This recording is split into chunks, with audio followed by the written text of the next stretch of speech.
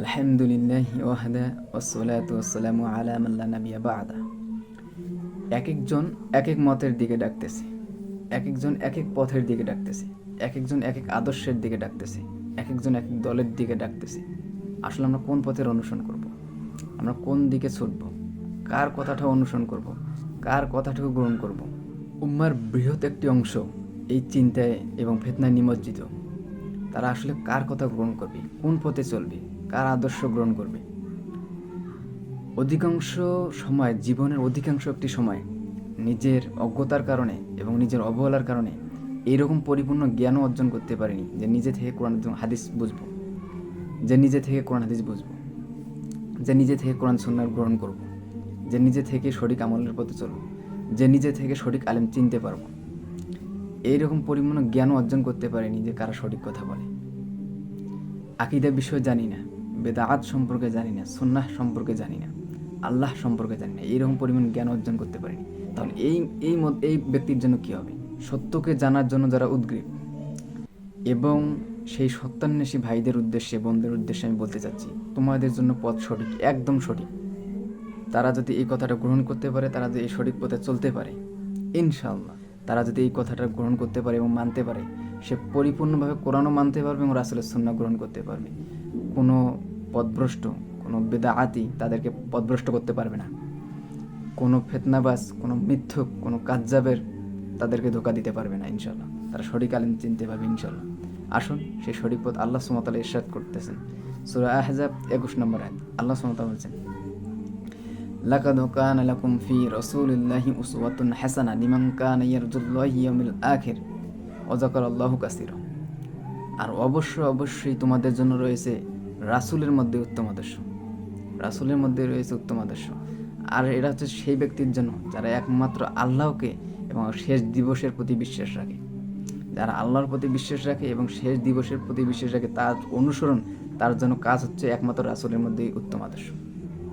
আর যে ব্যক্তি অধিক আল্লাহকে স্মরণ করে, যে ব্যক্তি আল্লাহকে অধিক স্মরণ করে, যে ব্যক্তি আল্লাহকে এবং শেষ দিবসের প্রতি বিশ্বাস রাখে, সে যেন রাসূলের একমাত্র অনুসরণ করে, কারণ তার মধ্যে রয়েছে উত্তম আদর্শ। স্পষ্টভাবে আমাদের আল্লাহ সুবহানাহু ওয়া তাআলা স্পষ্টভাবে আমাদের পথ ক্লিয়ার করে দিচ্ছেন। আর একটা কোরআনে আয়াত, আল্লাহ সুবহানাহু ওয়া তাআলা সূরা আনাম 153, আল্লাহ সুবহানাহু ওয়া তাআলা বলতেছেন, ওয়া আন্না হাযা সিরাতি মুস্তাকিমা। আর এটাই হচ্ছে আল্লাহ সুবহানাহু ওয়া তাআলা একমাত্র সোজা সরল সঠিক পথ। ফাত্তাবিউ, অতএব তোমরা একমাত্র রাসূলের অনুসরণ করো, এই রাসূলের সঠিক পথটাকেই গ্রহণ করো। ওয়ালা তাত্তাবিউস সুবুলা, এবং বিভিন্ন দল, বিভিন্ন মতবাদ, বিভিন্ন পথের অনুসরণ করো না। ফাতাফাররাকু আন সাবিলি, আর তোমরা যদি একমাত্র রাসূলের পথ থেকে সরে গিয়ে রাসূলের পথ ছেড়ে দাও, রাসূলের আনুগত্য অনুসরণ না করো, এই পথ ছেড়ে যদি তোমরা অন্য কোনো মতবাদ, অন্য কোনো রাস্তা, অন্য কোনো কথা গ্রহণ করো, তাহলে ফাতাফাররাকু বিকুম আন সাবিলি, এই পথ তোমাদেরকে রাসূলের সঠিক পথ থেকে বিচ্ছিন্ন করে দিবে, আল্লাহর সঠিক পথ থেকে তোমাদেরকে বিচ্ছিন্ন করে দিবে। আর এই আল্লাহ সুবহানাহু ওয়া তাআলা তাদের জন্যই এই আয়াতটা তিলাওয়াত করছেন, যারা তাকওয়া অবলম্বন করে, যারা সঠিকটা গ্রহণ করে। আল্লাহ সুবহানাহু ওয়া তাআলা আমাদের পথ সঠিক করে দিচ্ছেন। সেই মহান রাসূল সাল্লাল্লাহু আলাইহি ওয়াসাল্লামের চরিত্র সম্পর্কে আল্লাহ সুবহানাহু ওয়া তাআলা ইরশাদ করেছেন, ওয়া ইন্নাকা আলা খুলুকিন আযীম, নিশ্চয়ই রাসূল রয়েছেন সম্মানিত মহৎ চরিত্রের অধিকারী এবং মহান চরিত্রের ঊর্ধ্বে। আলহামদুলিল্লাহ। তো সুতরাং এই পথটাই হচ্ছে সঠিক পথ, আর এই পথের অনুসারেই তোমাদেরকে চলিতে হবে, আর এই পথেই তোমাদেরকে অনুসরণ করতে হবে। এই পথে রয়েছে তোমাদের জন্য উত্তম আদর্শ, যা তোমাদেরকে কোনো পথ থেকে বিচ্ছিন্ন করে দিবে না ইনশাআল্লাহ। আল্লাহ সুবহানাহু ওয়া তাআলার এই চরিত্র সম্পর্কে তুমি জানবে, রাসূল সাল্লাল্লাহু আলাইহি ওয়াসাল্লামের চরিত্র সম্পর্কে জানবে, তার সিরাত জানবে, তার আচার ব্যবহার সম্পর্কে জানবে, তার আখলাক সম্পর্কে তুমি জানবে। যখন তোমাদের মাঝে কোনো প্রশ্ন আসবে যে এই আমল নিয়ে বা কোনো কিছু নিয়ে তোমাদের মতবাদ সৃষ্টি হবে, তখন তোমরা স্পষ্টভাবে ফিরে যাবে রাসূল সাল্লাল্লাহু আলাইহি ওয়াসাল্লাম কোরআন এবং হাদিসে এবং তার সিরাতে। তোমরা স্পষ্টভাবে তোমরা পথ পেয়ে যাবে যে রাসূল সাল্লাল্লাহু আলাইহি ওয়াসাল্লাম কীভাবে পরিচালিত করেছেন। রাসূল আল্লাহ সুবহানাহু ওয়া তাআলা যা কিছু নিষেধ করেছেন, আল্লাহ রাসূল সাল্লাল্লাহু আলাইহি ওয়াসাল্লাম পৃথিবীতে সেইভাবে পালন করে চলে গেছেন।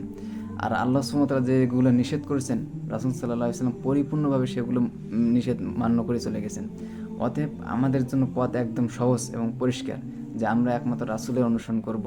এই পথ থেকে যদি বিচ্ছিন্ন হয়ে যায়, তাহলে আমাদেরকে সমস্ত মত থেকে বিচ্ছিন্ন করে দেবে, রাসূলের পথ থেকে আমাদেরকে বিচ্ছিন্ন করে দেবে। ফলশ্রুতিতে আমরা আমাদের স্থান, গন্তব্য হারিয়ে ফেলব।